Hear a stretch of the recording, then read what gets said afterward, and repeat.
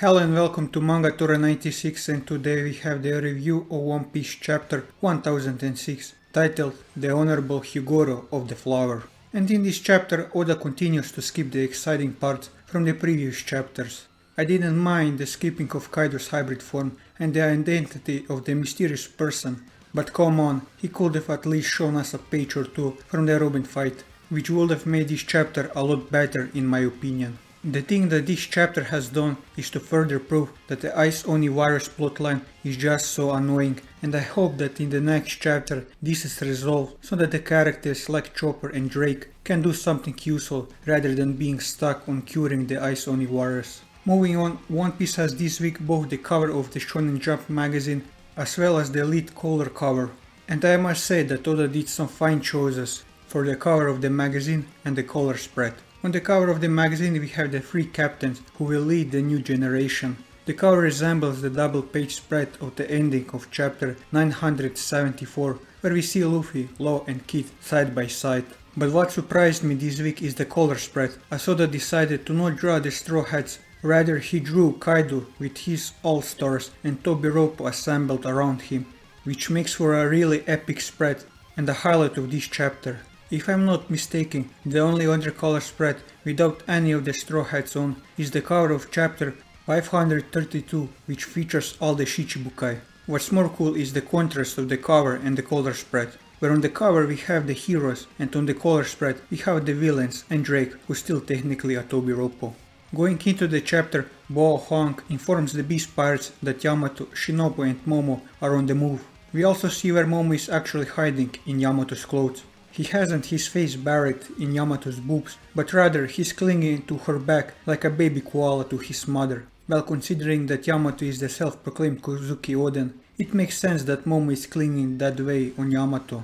We see Sanji, who hears Bao Huang's transmission after he beats up some fodder of the Beast Pirates. He wonders who this young master is, as the only Straw Hats who have met Yamato are Luffy and Frankie. It's understandable that Sanji has no clue who they are referring to as young master. After hearing the transmission, Sanji is not sure where to go.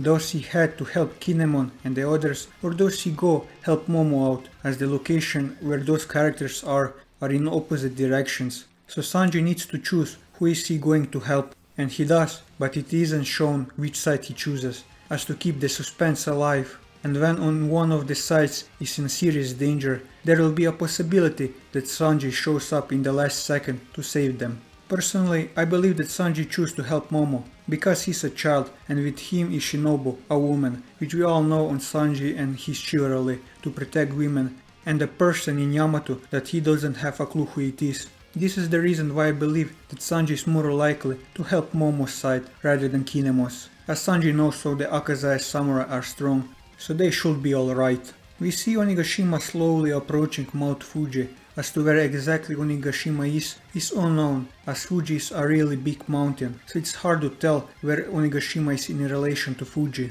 Onigashima could be near the flower capital, or it could be somewhere in Udon or Hakumai. Then we move to the entrance of Onigashima, where we see that Perspero defeated both Carrot and Wanda. The deciding factor in this fight was that Onigashima started to move, thereby moving from a clear moon to a region with a lot of clouds that resulted in Carrot and Wanda losing the Sulong form. And after that, they were easy prey for Perspero. Perspero makes the stupidest decision in letting Carrot and Wanda leave. They can't move right now, and he decides to trash talk a bit and then go into the dome, while leaving two minks who are after his head for revenge alive. It's not like this decision is going to bite him in the ass later, like it never did for all those countless villains in fiction who did the same thing. Then we move to the life lore, where we get for the 1000th time a reaction on these annoying Ice Oni Warriors, where the same things are said over and over again. Please Oda, end this farce with the Ice Oni Warriors next chapter. Then we see that Drake in his hybrid form and Higoro, who got in his prime somehow, are guarding the room where Chopper is producing the antidote to the virus. The reason that Higoro gives why he's back in his prime form is rather weak. He says that the virus that brought him to the brink of death triggered his dormant strength, and that is the reason that he got in his prime form. But he also adds that this form is reducing his life force. Well, if Hyo dies after using his prime form too much, then fine, The explanation for this form was fine, but if he doesn't, then the explanation is pretty bad. Also, considering that Lao Ji exists, I don't see any reason why Oda didn't give Higoro the Geoken technique that Lao Ji possessed. It wouldn't be a much better explanation, in my opinion, than what we got.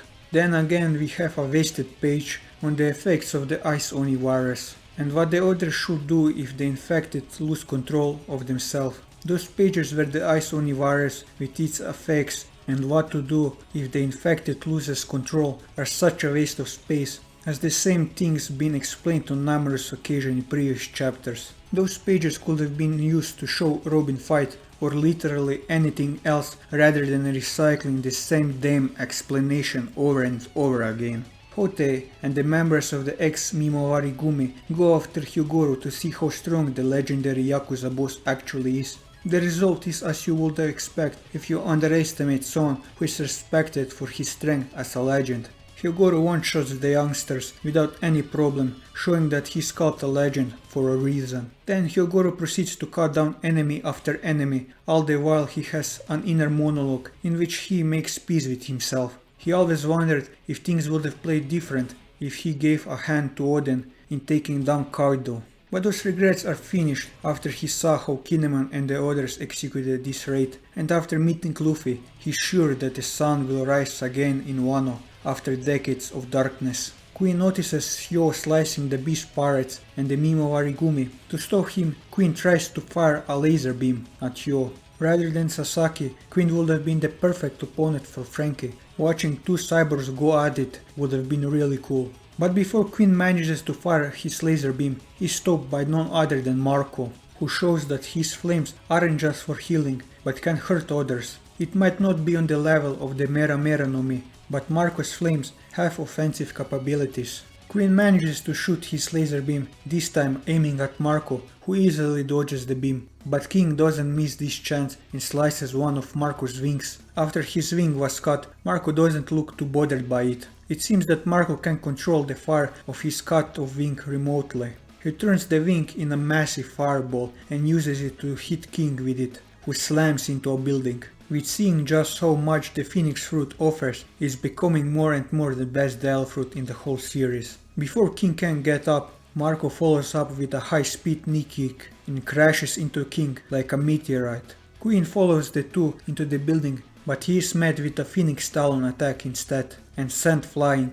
Marco says that it's pretty hard to hold down two guys with bounties over a billion berry, but from my viewpoint, it seems that Marco is comfortably dominating both Queen and King. Marco seems a bit worn down, but nothing serious. We see the arrival of Perspero, who sees the fight between Marco and the All-Stars. Judging of his laughter, it seems that Perspero plans to make this fight from a 2 against 1 to a 3 against 1 to finish off Marco. Here is also one more reason for Chopper to finish the Ice Oni antidote, so he and Drake could help Marco, and if nothing else, even the playing field in this fight. For the last scene of the chapter, we again have more Ice Oni virus stuff. With Higoro running out of strength, he wants one of the Yakuza bosses to kill him before he becomes a mindless monster and starts to attack everyone on the performance floor indiscriminately. If we consider how strong Hyo actually is in his prime form, he definitely would have been a devastating force to deal with, who would have caused massive casualties on both sides.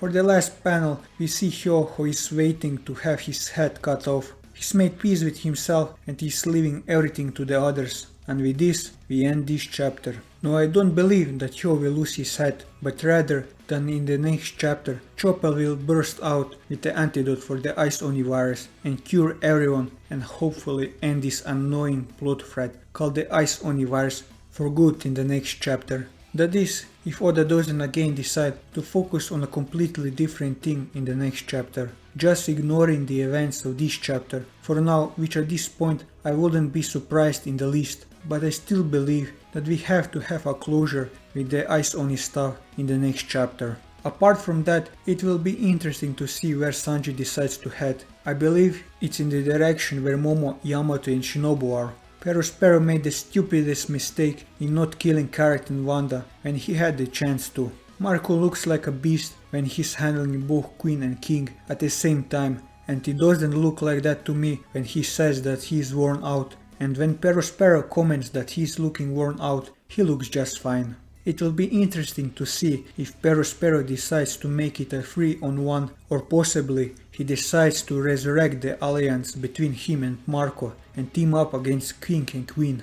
All in all, it was a weaker chapter of One Piece. I'd say it was on the level of chapter 1004 as a whole, but this Ice Oni virus is just so annoying, so I will put this chapter below chapter 1004.